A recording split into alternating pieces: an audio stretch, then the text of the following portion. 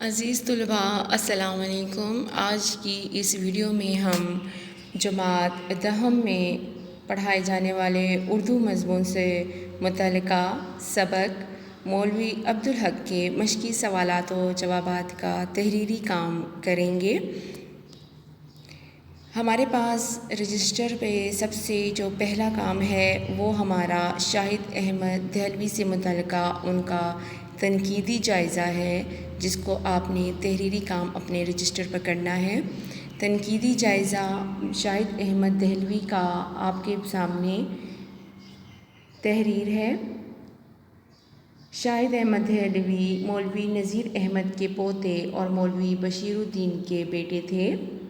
Number 2، شاہد احمد دہلوی ایک ذی علم آدمی تھے، انہیں دہلی کی ٹکسالی زبان پر مکمل عبور حاصل تھا۔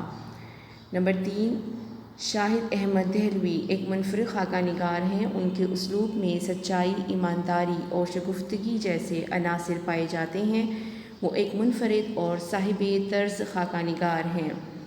نمبر 4، خاکہ لکھتے وقت وہ اپنی شخصیت کو اہمیت نہیں دیتے۔ نمبر 5، وہ دراصل نذیر احمد اور بشیر الدین کی روایات کے امین تھے۔ نمبر 6، وہ موقع کی مناسبت سے محاوروں کا استعمال کر کے اسلوب میں زور پیدا کرتے ہیں، یہ ان کا خاندانی وصف ہے۔ نمبر 7، شاہد احمد دہلوی کا انداز بیان روزمرہ کی بول چال سے قریب ہے، سبک اور تیز ہے۔ نمبر 8، ان کی تصانیف کی تعداد 50 کے قریب ہے۔ نمبر 9، گنجینہ گوہر بزم خوش نفساں خاکوں پر مشتمل ان کے مجموعے ہیں۔ نمبر 10، ان کی وفات کراچی میں ہوئی اور وہیں دفن ہوئے۔ آپ نے ان تمام تحریری کام کو نیلی روشنائی کے کٹ نب پین سے تحریر کرنا ہے۔ اسی طرح ہمارے پاس سوال نمبر 1 ہے، جو کہ آپ کی اردو درسی کتاب میں بھی موجود ہے۔ مولوی عبدالحق نے ریاست حیدرآباد دکن میں کیا اہم خدمات انجام دیں؟ آپ نے سوال کا جواب تحریر کیا اور اس کے بعد آپ نے سب سے پہلے سبق کا عنوان مولوی عبدالحق اور مصنف کا نام شاہد احمد دہلوی تحریر کرتے ہوئے جواب کا آغاز کرنا ہے۔ مولوی عبدالحق نے ریاست حیدرآباد دکن میں اردو کے لیے اہم خدمات انجام دیں۔ انہوں نے سب سے پہلے اپنی غیر معمولی ذہانت سے حیدرآباد کے تمام بڑے بڑے لوگوں کو اپنی مٹھی میں کر لیا تھا۔ خاص طور پر وزیر اعظم حیدری کے تو ناک کے بال بن گئے تھے۔ انہوں نے ریاست کے مزید کام بھی انجام دیے۔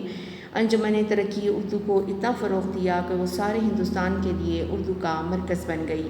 عثمانیہ یونیورسٹی کا منصوبہ بھی اسی سلسلے کی ایک کڑی ہے۔ جب یہ اردو یونیورسٹی قائم ہوئی تو اس میں ایک دارالترجمہ بھی بنایا گیا، جس میں اعلیٰ قابلیت کے مترجم جمع کیے گئے، جنہوں نے تمام علوم و فنون کو اردو میں منتقل کر کے یہ بات ثابت کر دی کہ اردو بھی کامیاب ذریعہ تعلیم بن سکتی ہے۔ یہاں پر آپ کا پہلے سوال کا جواب مکمل ہوتا ہے۔ چلتے ہیں اپنے دوسرے سوال کی جانب، جو کہ ہے مولوی عبدالحق نے انجمن ترقی اردو کا دفتر اورنگ آباد سے دلی کیوں منتقل کیا؟ مصنف کا نام اور سبق کا عنوان لکھ لینے کے بعد مولوی عبدالحق نے انجمن ترقی اردو کا دفتر اورنگ آباد سے دلی اس لیے منتقل کیا کہ ہندوؤں کے رہنما گاندھی اردو کے دشمن بن گئے۔ در حقیقت وہ ہندی زبان کو ہندوستان کی قومی زبان بنانے پر تل گئے تھے۔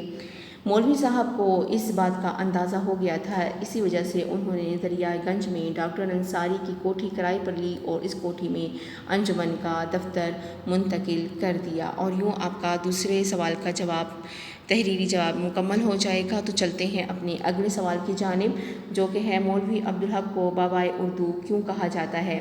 مولوی عبدالحق نے اپنی ساری زندگی اردو کی ترویج و اشاعت کے لیے وقف کر دی تھی۔ اپنی غیر معمولی ذہانت سے ریاست حیدرآباد کے بڑے بڑے کام کیے اور انجمن ترقی اردو کو فروغ دیا۔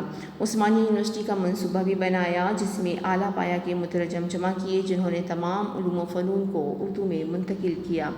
گاندھی جی سے ٹکر لینے کے بعد آپ اردو کے قائد اعظم بن گئے اور بابائے اردو کہلانے لگے۔ آپ نے اپنا کل اثاثہ بھی انجمن کی نذر کر دیا اور انجمن کے کئی اخراجات اپنی پینشن سے پورے کیے۔ آپ کی اردو زبان کے لیے گراں قدر خدمات کی بدولت آپ کو بابائے اردو کہا جاتا ہے۔ اور یوں آپ کا تحریری کام سوالات و جوابات کا مکمل ہو جائے گا۔ اب ہم چلتے ہیں سیاق و سباق سے متعلق سوال نمبر 6 کی جانب۔ سیاق و سباق ہے کیا چیز اور اس کو ہم نے کیسے تحریر کرنا ہوتا ہے؟ سیاق و سباق دراصل ہمارے پاس ایک عبارت کی وضاحت اور تشریح ہوتی ہے۔ دی گئی عبارت کو دیکھتے ہوئے ہم نے اس سے پہلے جو بیان کیا گیا ہے متعلقہ مضمون میں اور اس کے بعد کی جو تفصیلات ہیں وہ سیاق و سباق میں ہم نے لکھنی ہوتی ہیں۔ دراصل سیاق و سباق کے معنی ہیں ربط، تسلسل، یعنی کہ مذکورہ عبارت کا اپنے مضمون سے کیا ربط ہے، کیا تسلسل ہے، کیا تعلق ہے۔ تو لہٰذا ہم نے سیاق و سباق میں یہ وضاحت کرنی ہوتی ہے کہ آیا جو عبارت دی گئی ہے وہ کہاں سے لی گئی ہے، اس سے پہلے کیا بات چل رہی تھی اور اس کے بعد کیا بات ہو رہی تھی۔ دراصل سیاق و سباق ایک سبق کا مختصر خلاصہ ہوتا ہے جس کو ہم نے سیاق و سباق میں تحریر کرنا ہوتا ہے اور اس کے بعد پھر اس کی وضاحت کرنی ہوتی ہے۔ تو چلے چل کر دیکھتے ہیں کہ یہ کس طریقہ کار سے ہم اس کو تحریر کریں گے۔ سب سے پہلے آپ نے سب کی اقتباس کی تشریح کی ہیڈنگ دیتے ہوئے جو کہ کٹ مارکر سے دی جائے گی، عبارت کو کی ہیڈنگ دیتے ہوئے جو آپ کو عبارت دی گئی ہے وہ گاندھی جی سے ٹکر، اور پھر ہم نے ڈاٹ ڈالے اور پھر آگے پینشن سے پورے کرتے تھے، یعنی کہ ہم نے وقت کی کمی اور اپنے صفحے کو مختصر کرنے کے لیے ہم نے مکمل نہیں تحریر کرنا بلکہ اسی انداز میں ایک ہی سطر میں اس کو مکمل کر لینا ہے۔ چونکہ عبارت جو ہے وہ طویل ہے لہٰذا ہمارا طریقہ کار یہ ہوگا کہ ہم ایک ہی صفحے پر ہم کوشش کریں گے کہ ہماری عبارت، حوالہ متن اور سیاق و سباق یہ ہمارا ایک ہی صفحے پر آنا چاہیے، ٹھیک ہے۔ تو پھر ہم اس صورت میں کیا کریں گے کہ عبارت کو مختصر کرتے ہوئے اس کو ایک ہی سطر میں اس طریقہ کار سے لکھیں گے اور پھر ختمہ کی علامت۔ اسی طرح ہمارے پاس حوالہ متن کی ہیڈنگ آئے گی۔ حوالہ متن میں ہم نے بتانا ہوتا ہے مصنف کا نام، سبق کا عنوان، ماخذ یعنی کہ کہاں سے یہ اخذ کیا گیا ہے، ماخوذ کہاں سے ہے، اور صنف ادب یعنی کہ اردو ادب میں یہ کس صنف سے جانا پہچانا جاتا ہے، اس کو ہم یہاں تحریر کریں گے۔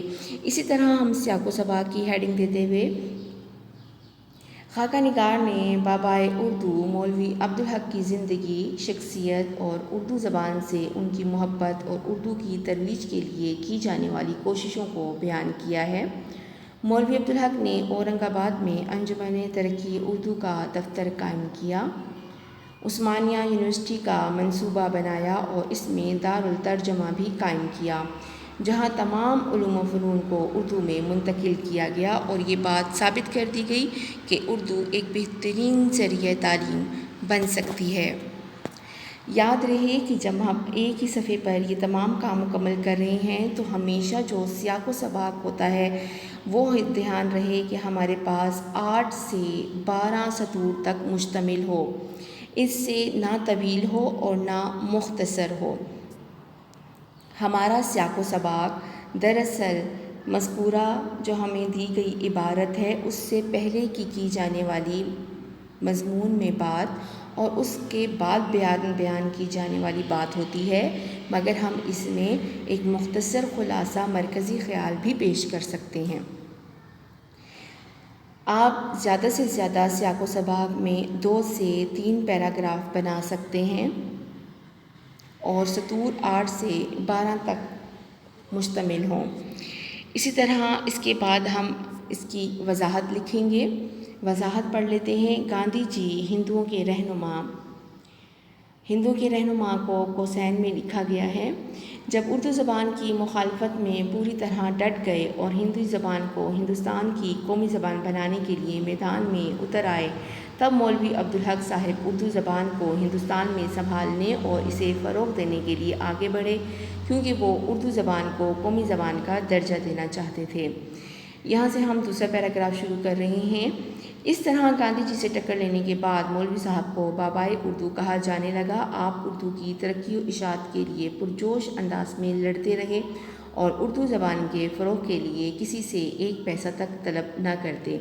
ان تمام کوششوں میں سر سید احمد خان آپ کے شانہ بشانہ تھے۔ اس سلسلے میں آپ کی مدد کے لیے ملک بھر میں گھوم پھر کر چندہ جمع کرتے، مگر مولوی صاحب کی خوددار طبیعت نے یہ گوارا نہ کیا اور انہوں نے صاف الفاظ میں کہہ دیا کہ مجھے چندہ مانگتے ہوئے شرم آتی ہے اور یہ کام میرے بس میں نہیں۔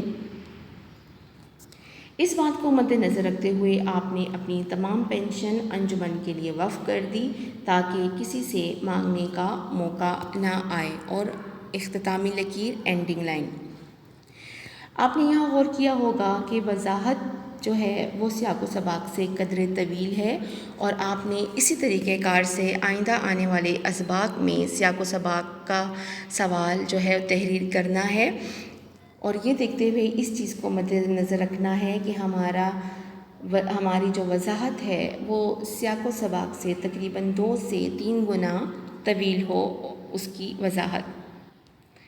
امید ہے کہ آئندہ آنے والے اسباق میں جو سیاق و سباق سے متعلقہ سوالات و جوابات ہیں اس کو آپ خود اخذ کرنے کی کوشش کریں گے اور مطالعہ کو جاری رکھیں گے۔ شکریہ۔